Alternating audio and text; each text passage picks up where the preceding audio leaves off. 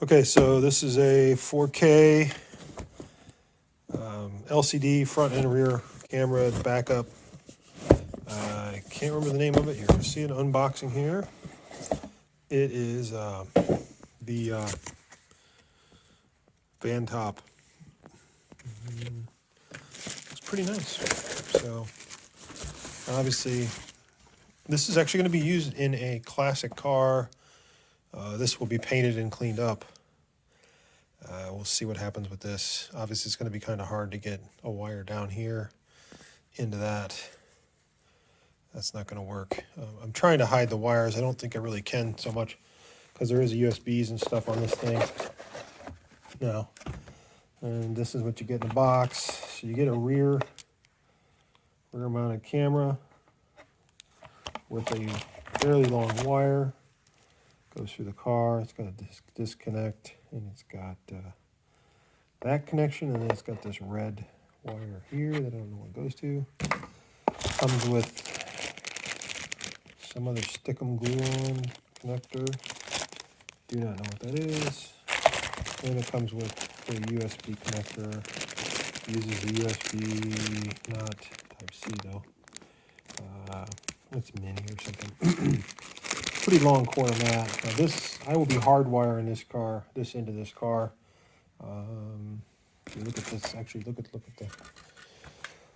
the. So this mirror actually goes here,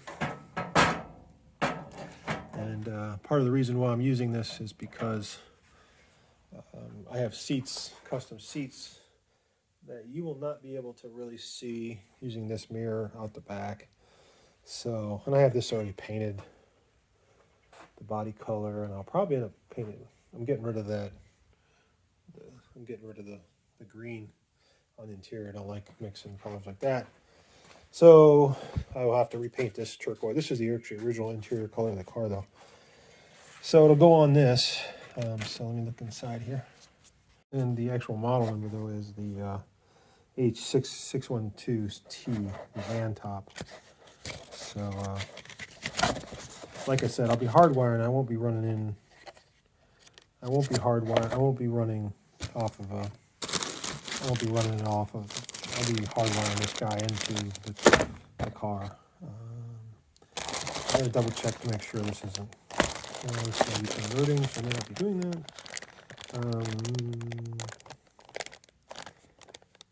Yeah, I may be using something like this. I may be hardwiring one of these under the dash or something, a spare one. So we'll see. So comes in a nice box, and nice and pretty. It's pretty big actually. So it fits over your original one. It has rubber mount straps here. There's your camera, and this actually moves. And I know you can move the camera with the app. So it's got like double layer or something. It's kind of got blue to it. Yeah, it looks really nice. It's fairly heavy. It's got the connections.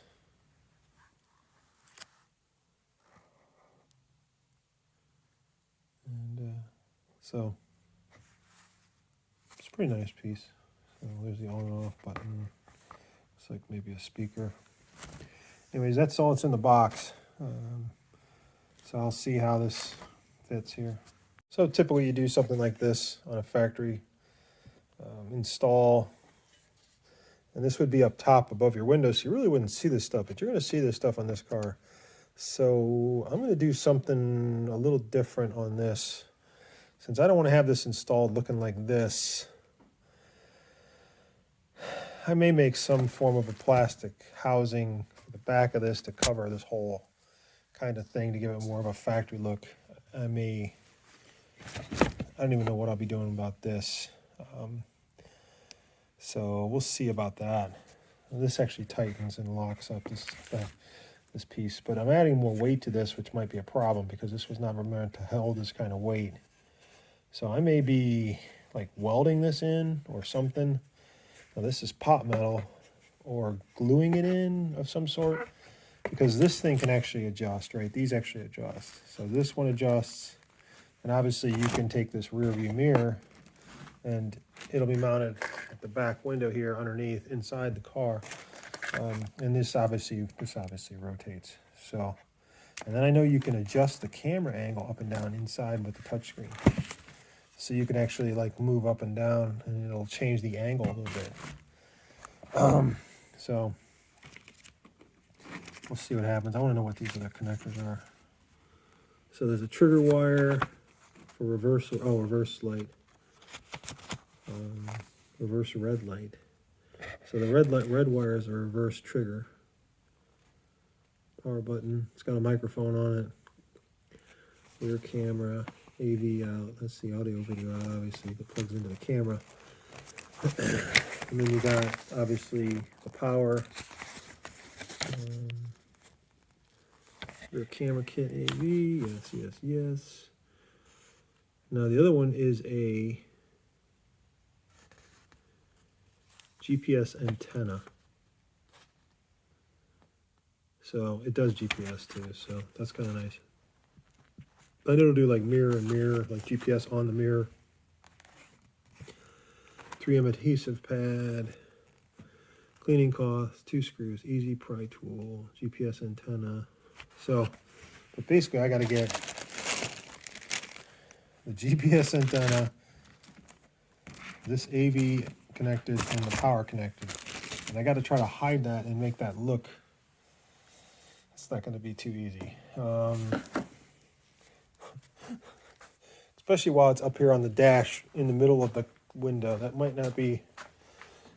So right here, I guess you could, I don't know, I just don't like the fact that it sticks up. Like obviously if you have this up here, it really hides the, maybe I'll mount it up top.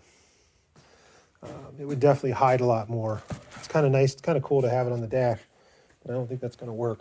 So I may be going for a roof mount and somehow cap that up a little bit. There's not really a lot to cap up there, but we'll see. Kind of wanted the nice cool dash mounted mirror like from the 50 that this car actually really had, but with the amount of garbage that's coming off this thing, I don't know if that's going to be even feasible. So I can go out and find myself a nice roof mounted one and hook it up and run the wires across the roof, because I will be hiding all the wires. I'll be hiding the wires in the roof because I still got the headliner down and everything, all the interior still out of it. So see how that goes. That's my unboxing of the Vantop mirror mounted dash camera Discovery H612T. So I think it ran me 117 bucks. I got a reboxing version of it. Everything's there. So I think I am missing one screw on this camera, but that's a typical computer screw, which I can easily find. So that's my only complaint about saving the $25. But anyways, then I'll look about hooking this reverse, that guy up to the reverse. It's kind of interesting. It is just, oh, you can just unplug it though, right? Maybe. So, see how it goes. Okay, I got some clips here. Now, these are not factory. There's these other kinds that are just little wires, but I like these better. These are perfect for this fiberboard because it's real thin. It's pretty thin. It's like 1/8 inch thin. So this stuff works pretty good. And obviously, don't put it this direction. Put it up. You're supposed to hang, not drop, because you don't want the whole board to drop. This one will be facing the wrong direction. No big deal. It's the foil I was talking about. This is the original vinyl with this 1/2 inch vinyl. Like I said, I don't think you can find this stuff. I can find a 1 inch, but I can't find a 1/2 inch marine vinyl. And then this is actually a foil. So this stuff you can find. Obviously, it's not going to you're not going to get it where it's merged into the thing. You know, it's not hard to super glue this in or something, or glue this stuff in on top of the vinyl. It's on top, it's laying on top of the vinyl. It's just, what is it, the electro welded or whatever. So you can see it's I've already got some of this stuff. This stuff's pretty easy to find. Some form of this. Not actually, you can find a lot better stuff than they used, so back in the day. Well, door panels cut out for the hardboards actually. And wisely, I have a little bit of oversized, so I need to take a little, just an 1/8 inch off certain areas up here in the front. So I've got it nice and mounted, and it's just got a little bit of an overhang. So I will be cutting that off, marking that and cutting that off. It looks like, now these actually, these upper stops here are really where the top should be cut at. It's above that. It's falling down a little bit, but that's why it's sticking out a little bit more. But it's a little bit off size, so I'll mark it again and do a final cut.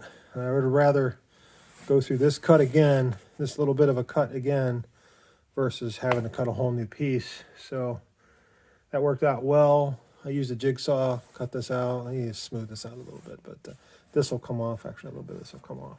But get a nice, perfect pattern that I can always build from. I will need this for my 58 Plymouth and the 300C also. So, but it will work, and it's not a bad thing to have it. I know you can buy a 4-door. I would have just rather bought the 4-door. I would rather just bought one on eBay. There's a guy that sells 4-door stuff. He has a sedan kit, but he doesn't have the 2-door hardtop kit, which is kind of a bummer. It was only like $100, which is actually a really good deal considering how much time and energy I put into this. I'm surprised. I mean, I was thinking about just putting the patterns on eBay for a little bit of money, because you could just make your own from the patterns. It's still a pain in the ass to cut it out. But I mean, he sells you the boards. He sells 4-door boards and everything all cut out. So for $100, you can't beat that. So anyways, it is what it is on this. Well, maybe one day, maybe I should send them. Probably needs originals to really work on though. But anyways, later. Okay, one way to do this is I just take the clip. I put it exactly the way I know it's going to go, like right here. So I kind of eyeballed it inside to get a better shot at it. And it's like right there. So I take the clip, I mark a circle around the clip, and then you'll have this piece here. You know you need to get to that edge. So I put that edge there, and then I just draw it in. Now you can bring this in. So I tend to be a little low on that. I tend to be far out on this. This doesn't matter. This hole could be out to here. So you can bring this in slowly as you need. So you can kind of get this spot. It's a pain. It's painful and it's time consuming, but to get your first pattern right, you kind of need to do that. So like I said, these things are tight and they'll kind of move around and shift a little bit. Things are a little loosey-goosey, but I mean, obviously your objective is to get, you want to get right there. So you want to have a nice factory looking, you don't want to have something off a little bit, but I'm being a little paranoid, and I can take this down a little bit if I need to. Like I might take that down just a hair, but we'll see what it looks like when I put vinyl on it. But that's, like I said, that's the plan. So I need to cut that square out and then put this guy in here, slide it up, and it should be right on a hole. So like I said, I'm generous on the downside, because then I can always move up. So okay, it's a little tight right there on the top. I'll take a little bit there. Everything else is pretty good. Smooth it out. I'll look at that angle, that corner piece again too. But just needs smoothed off a little bit right there. All in all though, it's going together. Okay, one thing you do to get a better idea is triangulate them. As you can see the hole there. Now, you can see how I marked the hole here if I'm looking right at it. Now, typically, I did some tape down here. What you do is you put tape along here, and you just mark out along the hole, right? So you know you're lined up better. So you put a piece of tape here, put a mark along each hole, and I did a little better. I mean, you can do it over here. So I kind of triangulated the hole here. Kind of hard to show it on the bottom, but what you do is you put the mark down on the tape, triangulate, transfer the hole from here to here. So it gets you in the ballpark a lot closer than just trying to eyeball it. This one actually was really good. But you see these move over a little bit. This one's good. This one moves over a little bit. So get you in the better ballpark. You can kind of, I don't know if you can see it there. You see the mark there. So it kind of transfers in the mark there. So that way you can just triangulate. You can just triangulate it up and go, oh, there's the, and then take it across. Typically these are going to be in line. So should get you in the ballpark. So okay, that worked out better than expected. I actually put them at 45-degree angles like this so that they can move in and out a little easier. If you have them straight up and down, I mean, you can still move them a little bit, but just to give me that extra little bit of play. You see how some of them are up a little bit more. When they stick out like this, they might need a little bit of adjusting. See, this one goes in good. Nice and flat. Nice and flat. The ones that get sideways are a little funkier. I didn't have one for here. I gotta get one for here and here. But I'll clean it up a little bit and this will be my pattern. I should be the same for the Plymouth, so I'll be using these on the Plymouth and the 300C also.